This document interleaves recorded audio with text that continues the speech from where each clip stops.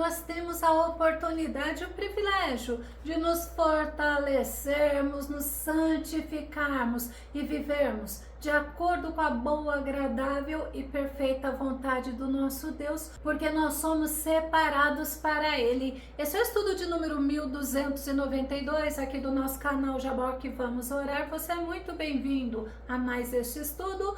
Que o nosso bondoso Mestre Jesus continue te abençoando e nós veremos sobre este assunto logo após a nossa vinheta.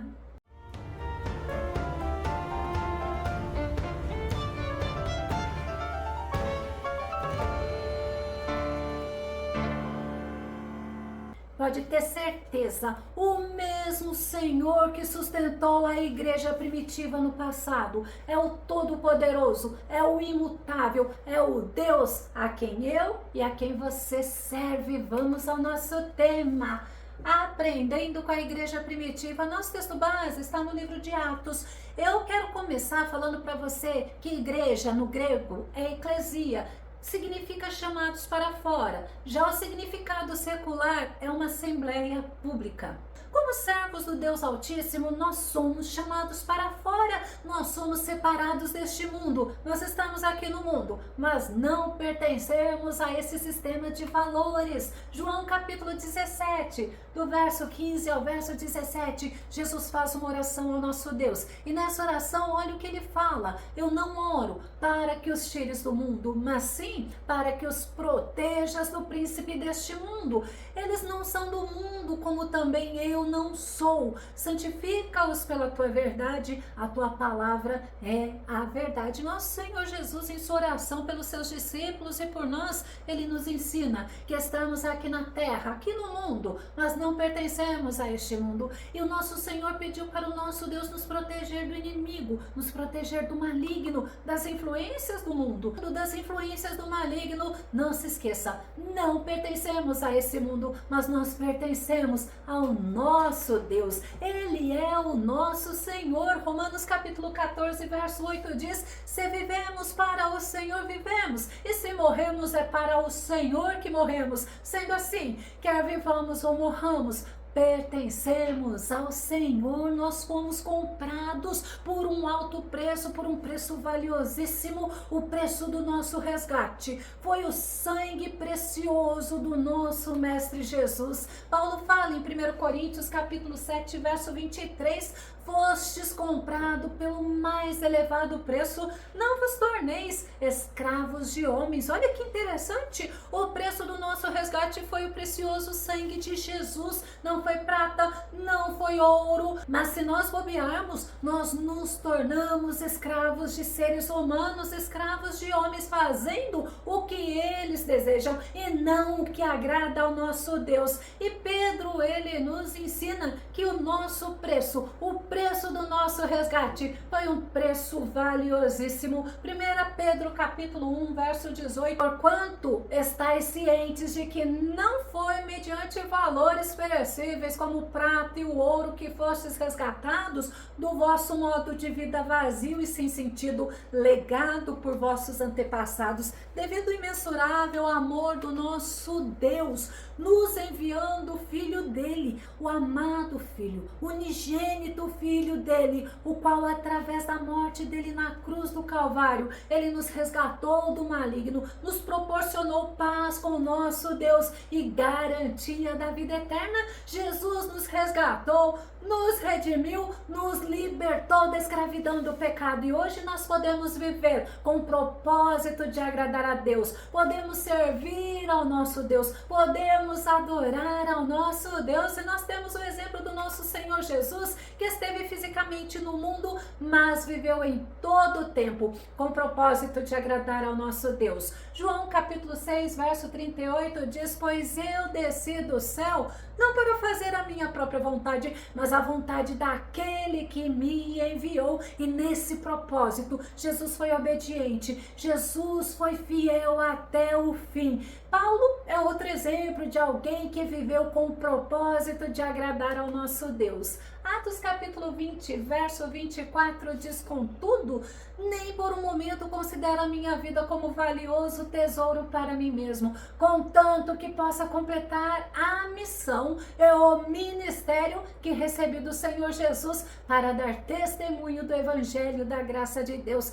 Paulo, ele tinha bem claro para ele que o melhor tesouro era ter Jesus. E ele não negociava seu chamado, mas infelizmente muitos estão trocando seu propósito, seu objetivo de agradar a Deus por prata, ouro, por fama, também por riquezas que são todas as coisas passageiras, porque aqui a Bíblia nos ensina, tudo passa, tudo é passageiro, mas também a Bíblia nos afirma que quem faz a vontade do nosso Deus, esses permanecem para sempre, esses têm a garantia da vida eterna. E Pedro, em sua pregação, após o derramamento do Espírito Santo, ele encorajou que deveriam não estar contaminados com o mundo. Vamos conferir Atos capítulo 2, verso 40, que diz: e com muitas outras palavras, dava seu testemunho pessoal e os encorajava proclamando: sede salvos desta geração que perece. Estamos vivendo com pessoas que não têm compromisso com Deus, não têm desejos de agradar ao nosso Deus, que tentam nos influenciar, nos seduzir e nos afastar de Deus. É uma geração que a Bíblia fala que está perecendo, que não buscam a Deus, que não querem pertencer ao Senhor Jesus. Eles não querem viver em santidade, mas são obstinados, e na obstinação deles, eles buscam satisfazer seus próprios egos, eles buscam satisfazer seus próprios interesses. E a igreja como assembleia, ela é citada várias vezes na Bíblia. Vamos nos lembrar da carta escrita às 7 igrejas lá de Apocalipse? A igreja de Laodiceia, de Esmina, de Éfeso, de Pérgamo, de Tiatira, de Sardes e de Filadélfia. A igreja primitiva, ela teve o seu início no dia do Pentecostes. Atos capítulo 2, verso 2, de repente veio do céu um barulho, semelhante a um vento soprando muito forte, e esse som tomou conta de toda a casa onde estavam assentados. O som, o barulho vindo do céu, estava sinalizando que era algo vindo de Deus, que era cumprimento da promessa do Senhor, e a igreja primitiva era cheia do Espírito Santo. Atos capítulo 2, verso 4, e todas as pessoas ali reunidas ficaram cheias do Espírito Santo e começaram a falar em outras línguas, de acordo com o poder que o próprio Espírito lhes concedia que falassem naquele momento. Eles receberam poder, eles receberam capacitação para testificar, para proclamarem o Evangelho. Eles não estavam dominados pelo medo, eles não ficaram paralisados, eles eram cheios do Espírito Santo, e a igreja primitiva era obediente ao Senhor. Os discípulos receberam uma ordem de Jesus. Vamos conferir? Lucas capítulo 24, verso 49, eis que eu sobre vós envio a promessa de meu Pai. Contudo, olha a ordem, permanecei na cidade até que sejais revestidos do poder do alto. Eles obedeceram. Eles se reuniram com as mulheres, inclusive a Bíblia fala que Maria, mãe de Jesus, e seus irmãos estavam lá. Era cerca de 120 pessoas reunidas, e a igreja primitiva sabia que era melhor obedecer do que sacrificar. Ela era dedicada, ela era fiel aos princípios, era fiel ao Senhor. Eles não tinham suas vidas por preciosas, e diante das perseguições, sabe o que eles faziam? Se mantinham firmes na fé. Romanos capítulo 12, verso 1, Paulo diz assim: portanto, caros irmãos, rogo-vos pelas misericórdias de Deus, que apresenteis o vosso corpo como um sacrifício vivo, santo e agradável a Deus, que é o vosso culto racional. Mesmo diante das aflições e perseguições, a igreja cultuava ao Senhor, não somente com seus lábios, mas com sua própria vida. Eles estavam alicerçados no autor e consumador da fé. Eles adoravam ao nosso Deus. Vamos conferir em Atos 2:47, que diz: louvando a Deus por tudo e sendo estimados por todo o povo, e assim a cada dia o Senhor juntava à comunidade as pessoas que iam sendo salvas. Eles louvavam a Deus, eles adoravam, eles exaltavam ao nosso Deus em sinceridade de coração. Eles refletiam a glória do Senhor nas suas vidas, e a Bíblia diz que eles eram estimados por todo o povo. Podemos nos lembrar que Davi nos ensina que nós devemos louvar ao Senhor em todas as circunstâncias. No Salmos número 34, verso 1, diz assim: e assim pôde escapar. Bendirei o Senhor em toda circunstância, seu louvor estará sempre em meus lábios. Davi, ele estava fugindo de Saul e ele foi se esconder na terra dos filisteus, mas foi lá que ele foi reconhecido, ele foi delatado para o rei. Mas o que Davi fez? Ele usou de sabedoria, ele se fingiu de louco diante do rei Abimeleque e ele foi expulso, sabe? Davi conseguiu ter sua vida poupada e a igreja primitiva tinha comunhão com o nosso Deus, ela louvava ao Senhor, mas ela era dedicada à oração. Atos capítulo 12, verso 5, dá um exemplo para nós. Assim Pedro estava detido no cárcere, mas a igreja orava fervorosamente a Deus a favor dele. Quando o rei Herodes prendeu a Pedro e matou a Tiago, o irmão de João, a intenção do rei Herodes era também matar a Pedro. Mas o que a igreja fazia? Ela orava, ela clamava a Deus e foram ouvidos pelo Senhor e Deus agiu a favor de Pedro, Deus agiu a favor da igreja. Atos capítulo 12, verso 11, verso 12, diz: foi quando Pedro caiu em si e disse: agora entendo, sem qualquer sombra de dúvida, que o Senhor enviou seu anjo e me libertou das mãos de Herodes e de tudo que o povo judeu tramava contra mim. Depois de assim refletir, colocou-se a caminho da casa de Maria, mãe de João, também chamado Marcos, onde muitas pessoas estavam reunidas em oração. Deus, ele enviou o anjo, Deus libertou Pedro, e quando a igreja viu a Pedro, ficou perplexa, ficaram admirados. Por quê? Porque eles estavam orando e o nosso Senhor ouviu a oração deles. E nós precisamos reconhecer a importância, o valor de buscarmos a presença do nosso Deus em oração e sempre Deus em primeiro lugar nas nossas vidas. A igreja primitiva, eles tinham comunhão com Deus, mas também tinha comunhão com os irmãos. Atos capítulo 2, verso 46 diz: diariamente continuavam a reunir-se no pátio do templo, partiam o pão em suas casas e juntos participavam das refeições com alegria e sinceridade de coração. Eles compartilhavam as refeições, uns supriam as necessidades dos outros, eles eram bem-aventurados, eles eram felizes, como diz o Salmo 133. Vamos conferir, Salmo 133, o verso 1, como é feliz e agradável observar quando os irmãos vivem em união, ou conforme diz essa versão, quando os irmãos vivem em fraternidade. Eles conviviam, eles estavam vivendo em união, e isso agradava ao nosso Deus, e isso agrada ao nosso Deus ainda hoje. E a igreja primitiva estava alicerçada na palavra. Atos capítulo 2, verso 42 diz: eles perseveravam no ensino dos apóstolos e na comunhão, no partir do pão e nas orações. Eles eram perseverantes no ensino da palavra. Nós devemos, como eles, estar firmes na palavra, sermos dedicados às escrituras. Nós devemos meditar na palavra do nosso Deus. Eles recebiam a palavra,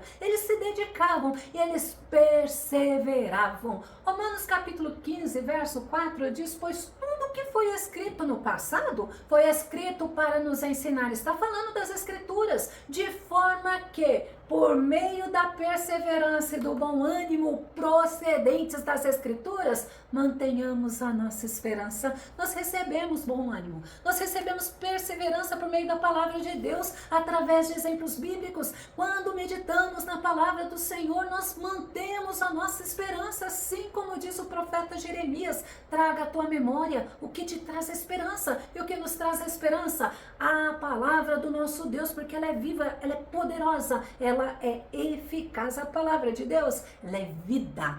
E a igreja primitiva era uma igreja temente ao nosso Deus. Atos capítulo 2, verso 43: e na alma de cada pessoa havia pleno temor, e muitos feitos extraordinários e sinais maravilhosos eram realizados pelos apóstolos. Temor é respeito, é reverência, é amor ao nosso Deus, e Deus usava os apóstolos para que milagres, sinais e maravilhas fossem realizados, mas sempre era o nome do nosso Deus que era glorificado. A igreja primitiva, ela estava edificada, ela estava alicerçada na palavra. Eles estavam edificados e alicerçados em Cristo Jesus, na palavra do nosso Senhor.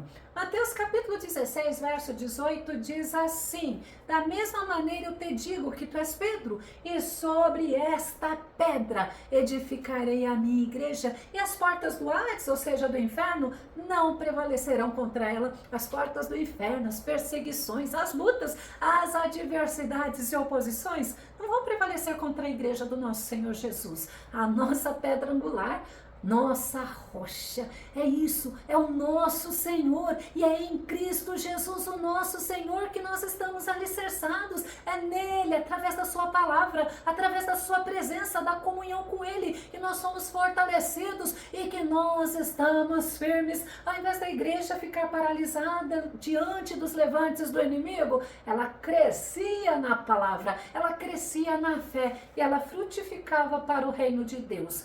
Atos capítulo 16, verso 5 diz: assim as igrejas eram edificadas na fé e cresciam em número, dia após dia, diante das perseguições, das oposições, diante dos martírios. Ao invés dos crentes ficarem se acovardando, voltando para trás, eles se entregavam mais e mais ao Senhor, eles se aproximavam mais e mais do Senhor, e eles envergonhavam o inimigo. Mesmo com todas as atrocidades que enfrentaram, eles não desistiram. Vou começar a concluir.